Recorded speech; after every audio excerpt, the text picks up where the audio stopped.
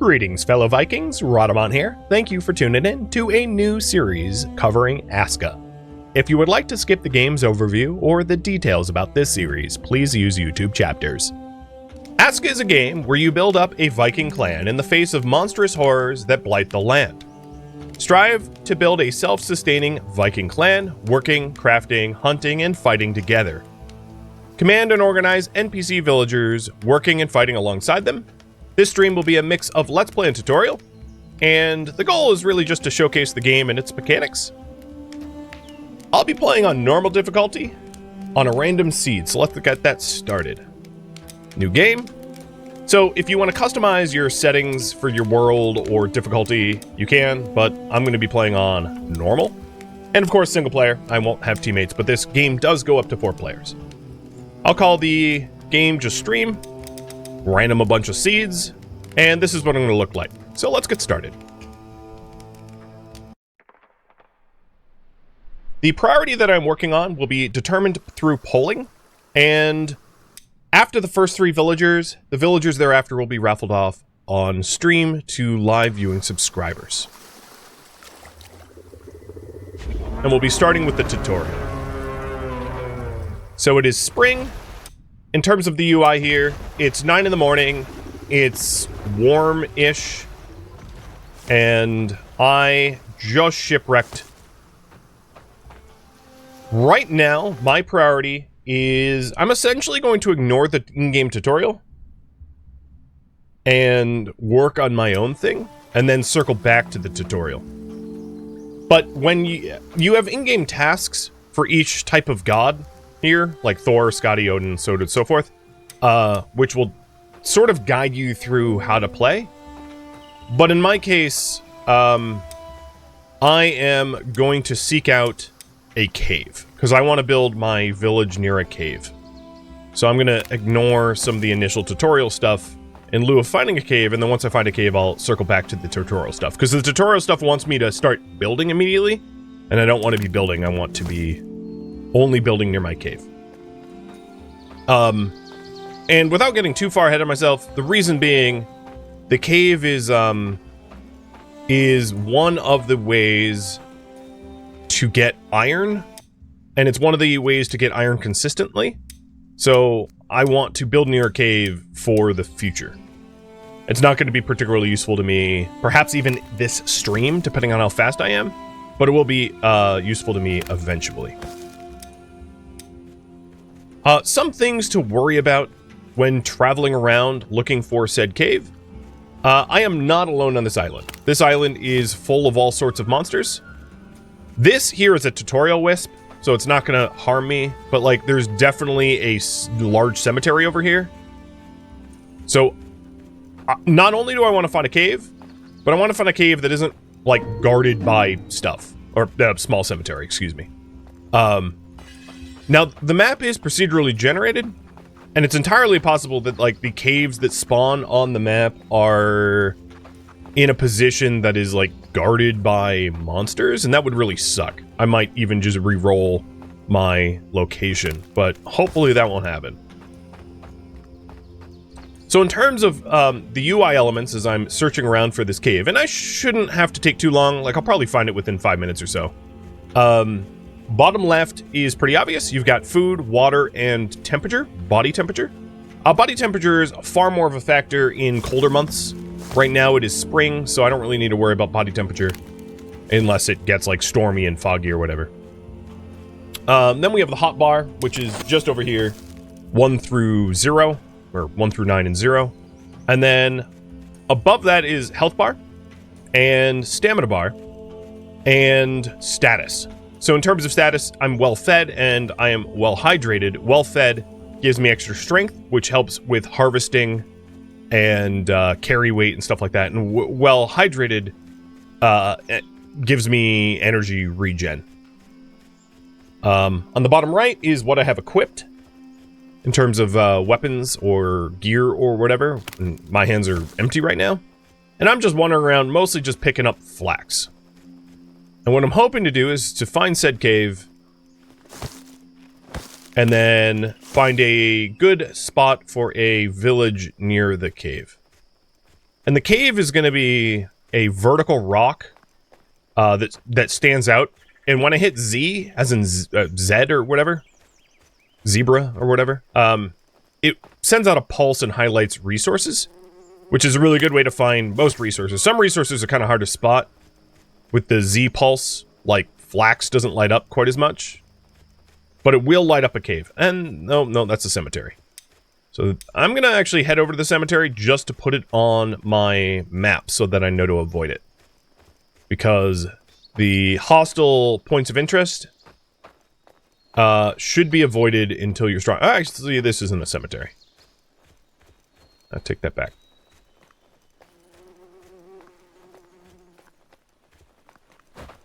Yoink. Alright. Other things. In the top right, we have the mini-map. And if you hit M, you have the full map. And then you've got the time, temperature, villagers, etc.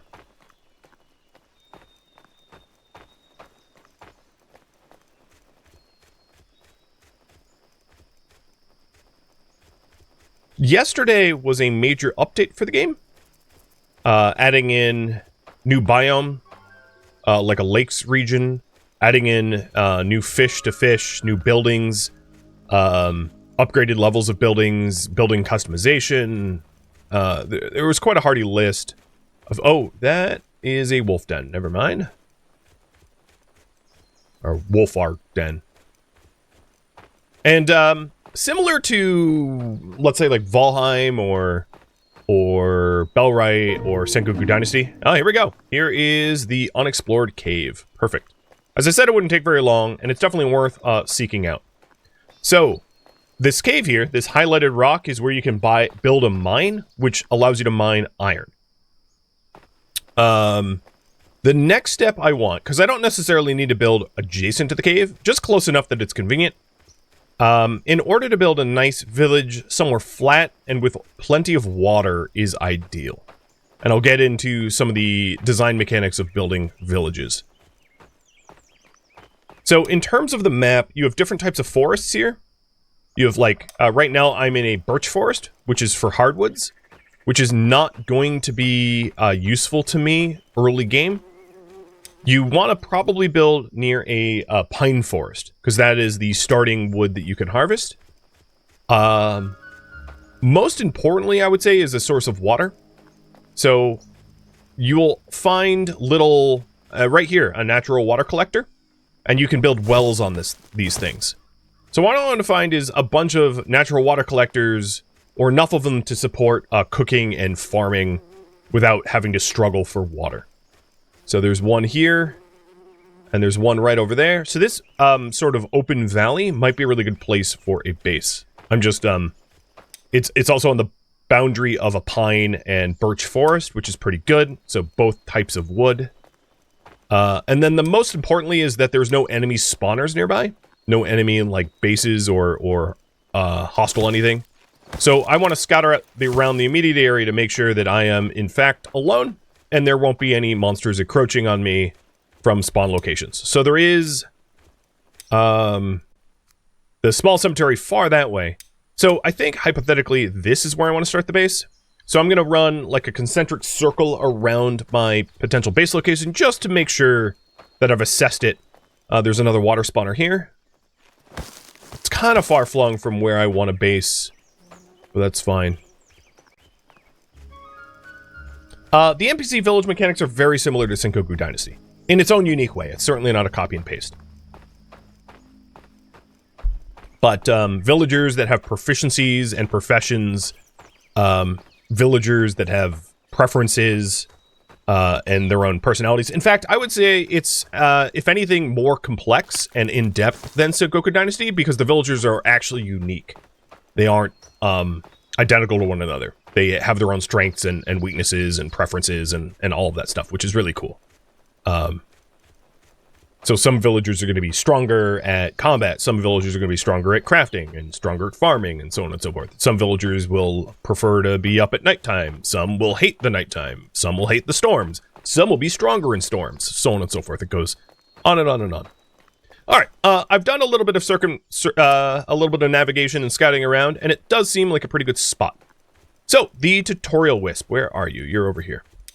And I'm also going to hide the other points of interest that I have pinned on the map, so that my mini-map really is only my mini-marker ping. So this wisp wants what? It wants me to build a simple fire. So let's go ahead and build a simple fire. The current priority is do the tutorial wisp tasks. So a simple fire, you hit B for your build menu, is going to be some fibers and some sticks. And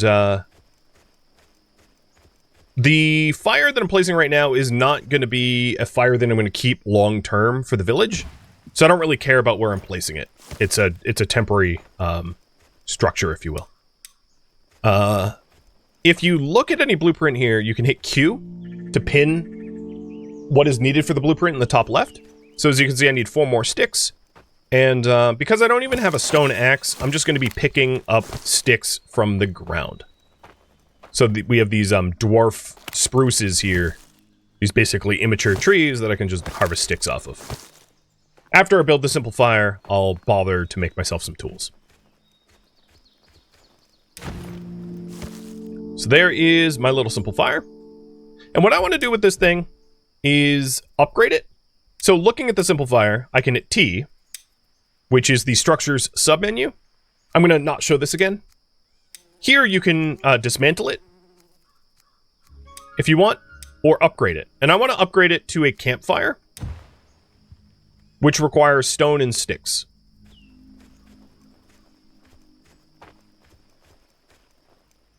And to that end, because it costs stone and sticks, it might be wise for me to make myself some simple tools so that I can harvest stones and sticks more easily. So, taking a look here, a stone axe is going to require some stone blades, and a stone pickaxe is going to require stone blades. And stone blades require 2 pieces of stone, basically napped together. So, let's go ahead and seek out some loose stones to make the starter of tools. So, I'd like to start with maybe a stone pickaxe so I can get stones more easily.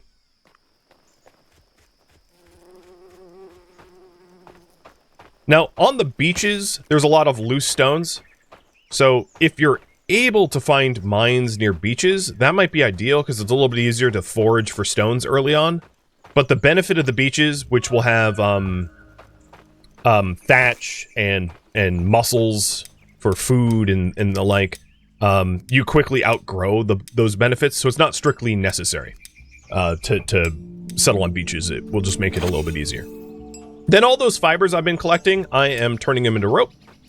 And here is my stone pickaxe. Alright, now that I have a stone pickaxe, the next one I want is the stone axe, which requires 1 more stone blade. And if I send out a pulse here, I can highlight some of these small stone clumps and harvest them. Now, every sort of resource collection has its own associated skill. So there's like stone harvesting, wood harvesting, gathering, etc., etc. And you'll be leveling up these skills as you use them. So here is some more stone blades. And now I have a stone axe. Now what I have left to do is to supply, as you can see in the top left, I have all 4 of the sticks I need in order to build the upgraded campfire.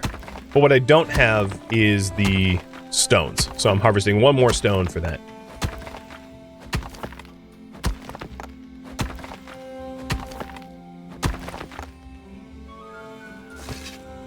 And there's all the materials. Now with it supplied, we have a campfire. And there's 1 more upgrade I want, which is the... Well, actually, I'm not going to bother with the fire cover right now. So, Tutorial Wisp, where are you? You disappeared on me? I know what the tutorialist wants me to do next. I just want it to, like, prompt me. The basic tools can only harvest the small stone nodes and the young trees. So we're pretty limited into what we're able to actually resource harvest as a bottleneck until we get a proper workshop to make better tools, which is something you do pretty early on. Now, where's this tutorialist for real?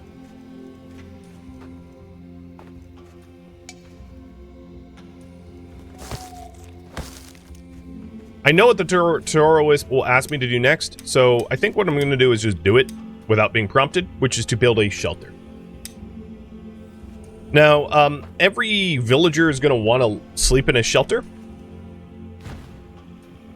And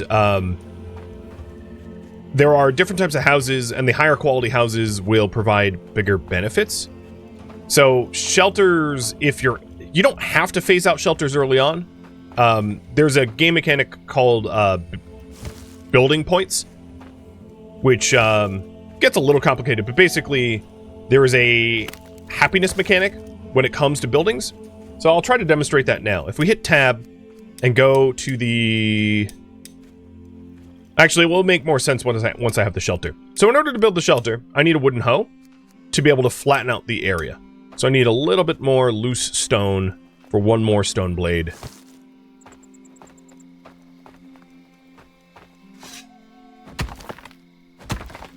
Are the visible air currents related to wisps? No, that's just atmosphere. You can essentially just ignore that. Oh, there's the wisp. The wisp, if it was around, would have popped up on my mini-map.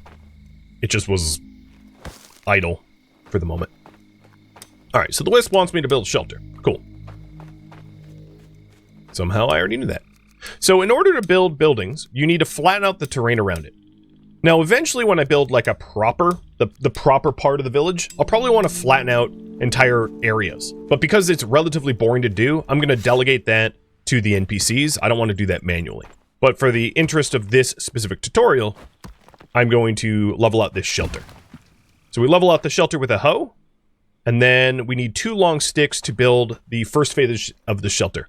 So in the top left there, I know it's really small, but you can see a 1 out of 3. Some buildings only require 1 phase. Other buildings require multiple phases. So like a shelter requires 3 phases. You set up the framework, then you set up more of the structure, then you set up the water protection, essentially.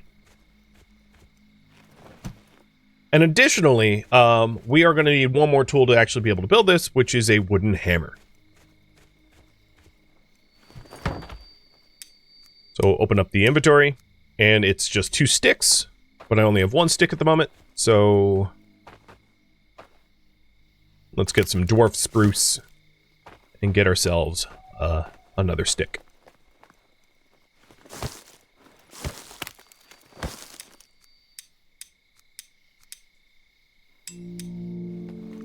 And there's a bunch of like the tutorial parts for like every tool, and we'll go into that a little bit later once I'm not just trying to set up basic survival. So that's first phase. Second phase is 7 more sticks and 1 long stick.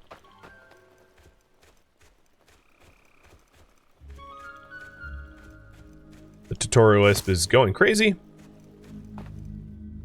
Now the HP of these fir trees, the higher the HP, the more resources you're going to get off of it. So these taller young fir trees are going to have more long sticks than the shorter ones. Eventually you do unlock a way to be able to do forestry and plant your own trees. Oh, and a storm's coming. Thorm is beating his hammer. Thanks, Thor. Appreciate it, dude. And you can pick up multiple things by looking at one type and then holding T, and that will pick up everything in the area of that type. The other thing is you can break down a long stick for resources, turning a long stick into bark, resin, and short sticks. Or bark and short sticks. So now I have all the long sticks and short sticks for the second phase of the tent.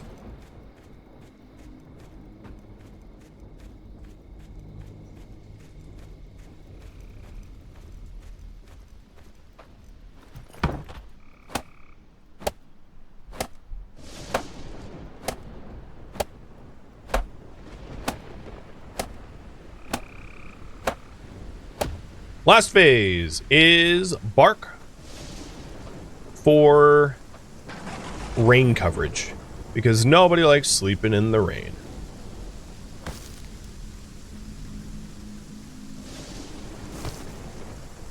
Perfect.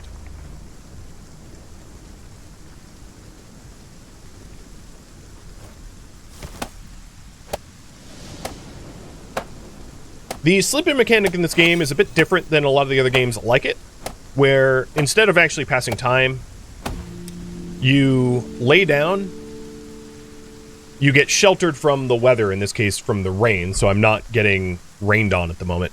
And then this yellow bar in the center of the screen fills up, and what that is doing is it's regenerating some of my health and stamina, and then when it fully resolves, I will have a stamina boost. So I have a energized boost to be able to recover my stamina a lot faster for a short period of time. And that short period of time is can be extended with the quality of the sort of house that you're sleeping in. So now we have a shelter. We have a fire. I think what I'm going to do is I'm going to upgrade the fire a little bit to add fire cover, so that there's so that we can light a fire when it's raining. Because without sort of a tent for the fire, we wouldn't be able to light a fire at night. And then the other problem is if you're trying to cook or something like that, it will put your fire out, which is kind of annoying to have happen in the middle of cooking. So in my opinion, it's not very expensive to add a fire cover for your fireplace, and it does provide a lot of benefits.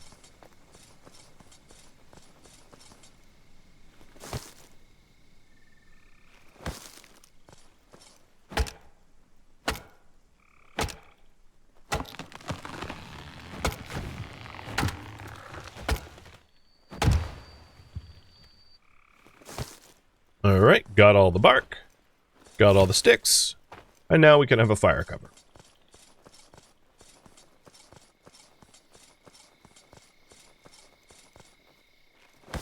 And adding one of the, adding some of the wood that I have, it will dry out and I'll be able to light a fire now that the rain is over.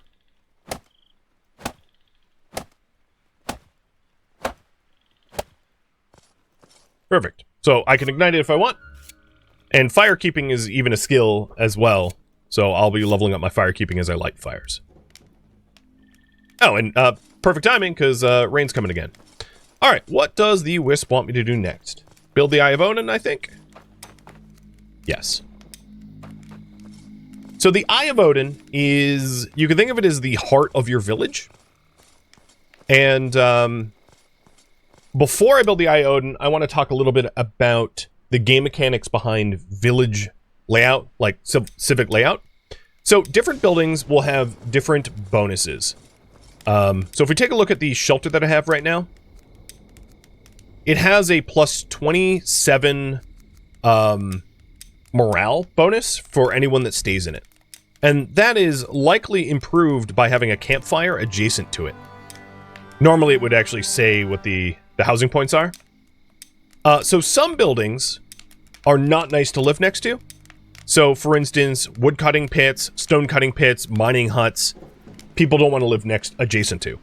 People do want to live adjacent to the Eye of Odin. They want to live adjacent to gathering houses and farms and stuff like that. So basically your loud industries should be kept separate. And the reason I mention this is laying out the Eye of Odin.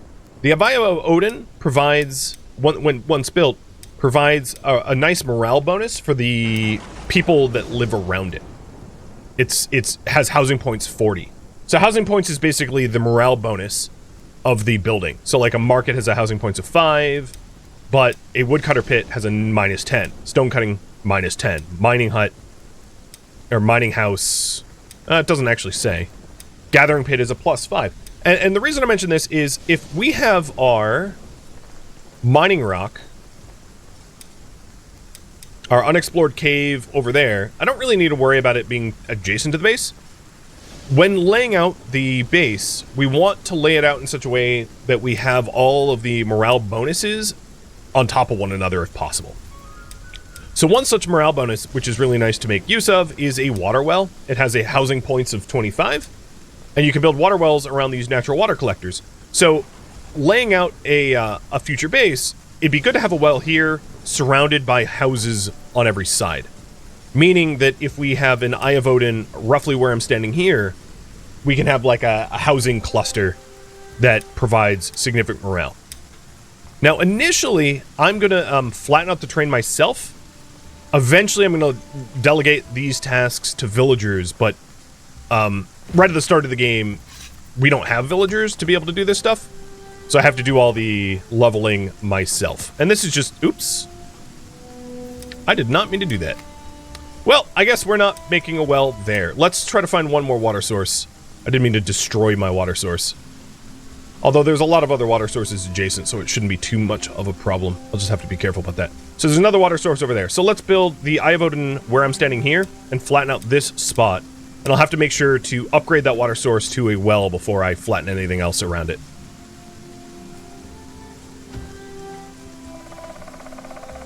The other thing to consider, which I'm thinking about now, is I'm surrounded by birch here, and I won't be able to actually clear birch trees in the near future because birch trees require higher level tools. So it'd be better if I built around here where it's pine. Alright, so we'll level it out. Level out a spot around here. And in order to do that, let's remove this tree stump so we can level around this.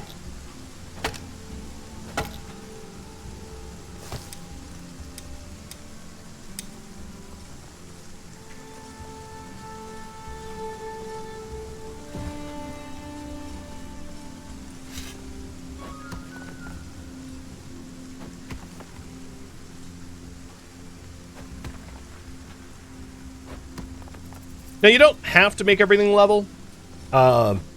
It's more an aesthetic choice than anything else. There is some defensive advantages from creating berms and moats and the like, preventing enemies from having line of sight on you or height advantage, or, you know, especially when you're trying to defend your village from monsters. This game has like a siege mechanic, like a blood moon mechanic, where you get attacked regularly every 3 days by enemies, and a huge part of this game is just trying to stay alive from all the enemies that are attacking you. So it does become fairly important to make sure that you are designing a defensible village as you build, which means small and compressed so that it's easily defendable. So here's the Eye of Odin, and I'll stick it right in the middle of the flat spot. And the game is going to ask me to, like, flatten it out again, and then we'll pin what is needed, which is sticks, long sticks, and stones. And then we have a water well here, so what I'll probably end up doing is cutting the trees around that well, turning that well, in that water hole into a well, and then turning the area around it into cottages.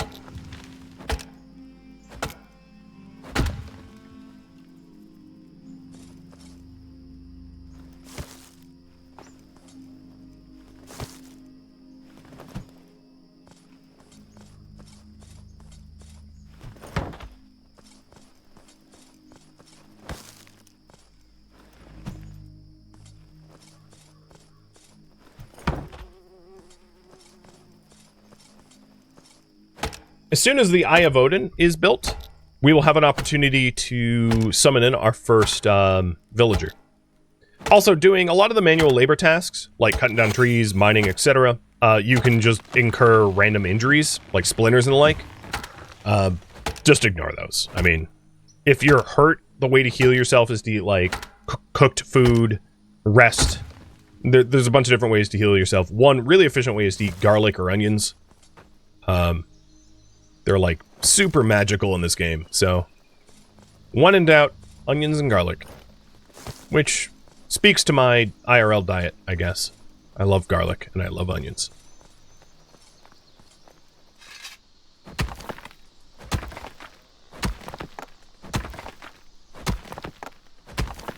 Now, the second stage of the Eye of Odin requires large stones. These small nodes that I'm harvesting will give one large stone per clump.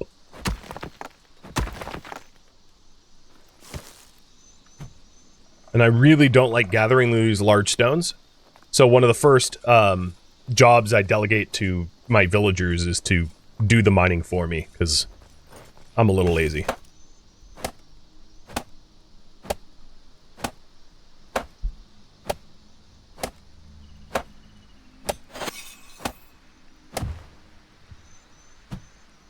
There's one large stone. And then at the start of the game, I was harvesting some of the other clumps over this way. So there still should be large stones left on the ground from that task. I think. Maybe I forget where they were. Also, I don't know why I'm burning firewood, even though there's no reason to, so I'm going to put that fire out. Ah, here's one.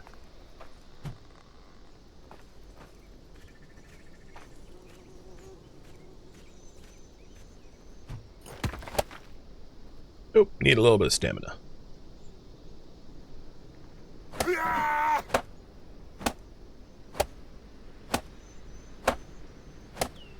So with this Eye of Odin, this allows you to summon new villagers and also to rally the town guard.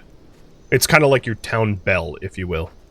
The Wisp is going to ask me to summon my first villager, so I'm just going to go ahead and do that. So in order to do that, we hit E on the Eye of Odin. Oh, here we are. Wisp is tell me to just do that. There we go. Use 5 Jotun blood to summon a villager. 1, 2, 3, 4, 5. Activate. And then we have 2 choices here between Iron Lungs, I run longer, I need to sleep more often, and Daylight Devotion, I improve my spiritual practices in the light of day, making them more effective and powerful. Or Bodil. Does not like heavy rain and storms, having reduced productivity, and Wildling, natural born hunter, but with heartier appetite. So, which villager to add? Left, center.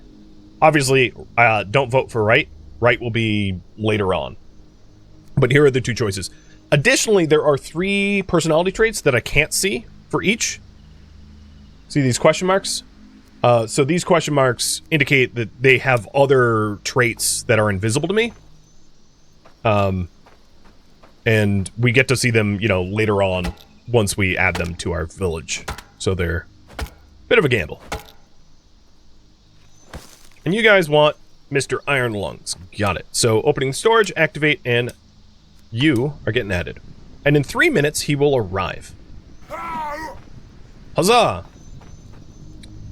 Alright, so I'm going to go ahead and make a quick rain collector. I'm just going to put the rain collector right next to the Eye of Odin, because having a rain collector is the prerequisite for having a water well. And I'd like to design a village around that water well over there. So for that I need a rain collector first. Because this is the well that I want to use, but I don't want to destroy the well by flattening out around it and making it go poof like I did before. I didn't mean to do that. And because water sources are precious, that was dumb. Say it like it is. It was dumb.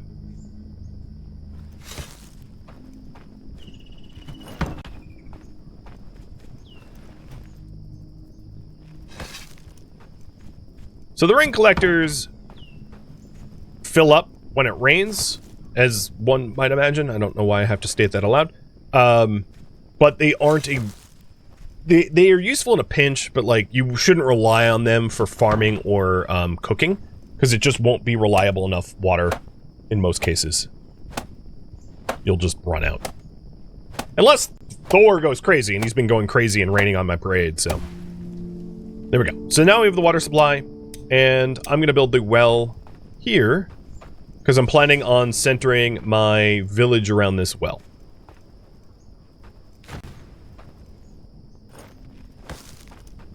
So for that, we need a whole bunch more stones and sticks. Works for me. Because I was going to clear out the trees around here anyway, so that we can turn this into housing. And in 1 minute, I will have some help.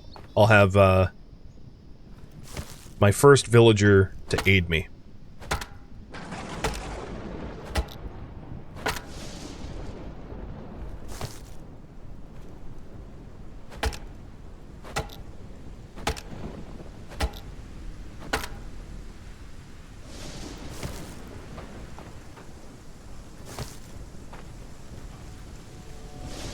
Now, in terms of inventory, you have finite space, as you can see.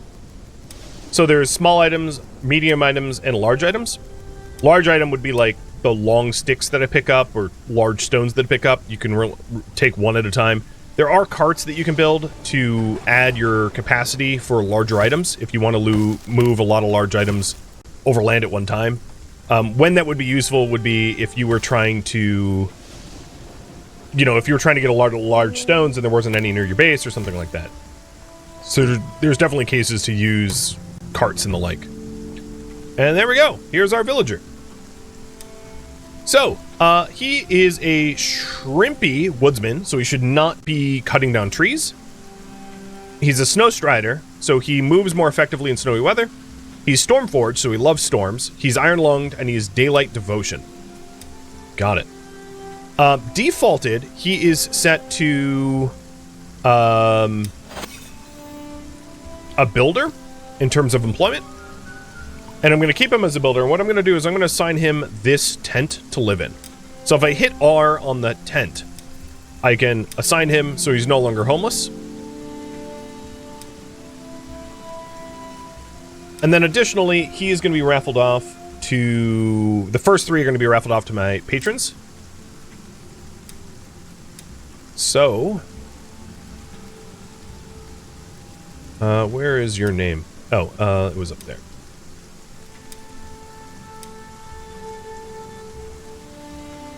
You are unexpected.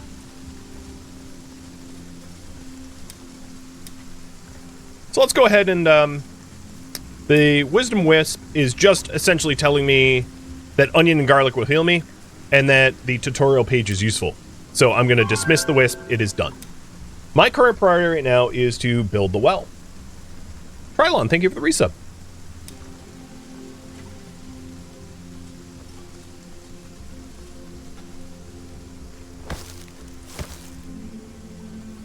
Garlic. And unexpected here will be collecting sticks from the surrounding environment and delivering them automatically. So right now, above his head, you can see I did not find any sticks. So basically, there are no more sticks laying out, but I think he's heading to sleep anyway.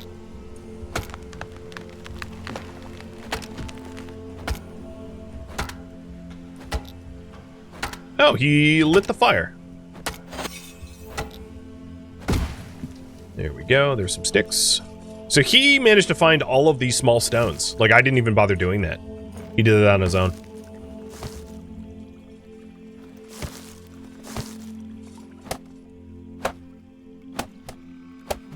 And here he is helping me build. All right, one of the things I wanted him to do, because I can't be bothered to do it, is to do a lot of flattening. So I'm going to set the height start point on the flat surface that I started over there, and then create more flattening zones. And he might be going to sleep, given his schedule, but in the morning he can help me flatten this out. So this is where the housing is going to be. The housing will be centered around this area here, around where the well is. So the other thing that we're going to need to do is to plan out where the industry is going to be. Oh, God, Thor, really? More rain? Okay. Fine. I mean, rain isn't going to kill me. But he is really beating his hammer. And that might be a euphemism, maybe. Given how frequently he's doing it. So, industry. The game allows you to lay out roads, which is very, very, very useful, because villagers will travel faster on roads and use less stamina on roads. So we don't want the houses and the heavy industries near one another. But I also probably want them flat. So I'm going to create more flattening zones here, knowing that eventually we'll have them flattened out. So I think what I want to do in the meantime is to build some more temporary shelters. Add more villagers. Basically, build more temporary shelters so that I can have more help flattening out the village area.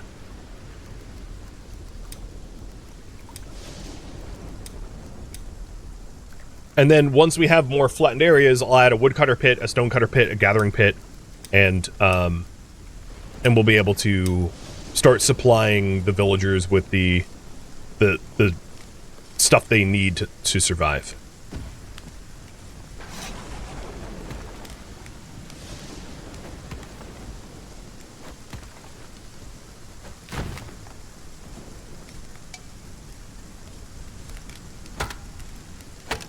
I hope he's not bothered that I'm cutting down a tree like 10 feet from where he's sleeping. I'll just loudly scream Geronimo. Thank you for tuning in to ASKA, which originally streamed live on Twitch. If you have any feedback or questions for me, let me know in the comments below, but please keep in mind I've asked for no backseating and no spoilers, so if you can avoid those in the comments, that would be great. If you would like to catch a live stream of mine, Rhadamant.com has my stream schedule and countdown timers to upcoming streams. If you would like to join my online gaming community on Discord, Rhadamant.com has a link to it, as does the description of this video. Thank you so very much for watching, and a special thank you to my Twitch subscribers, Patreon patrons, and viewers like you that support the channel and made it all the way to the credits. Thank you so very much. I hope to catch you next episode or an upcoming stream. Farewell, my fellow Vikings.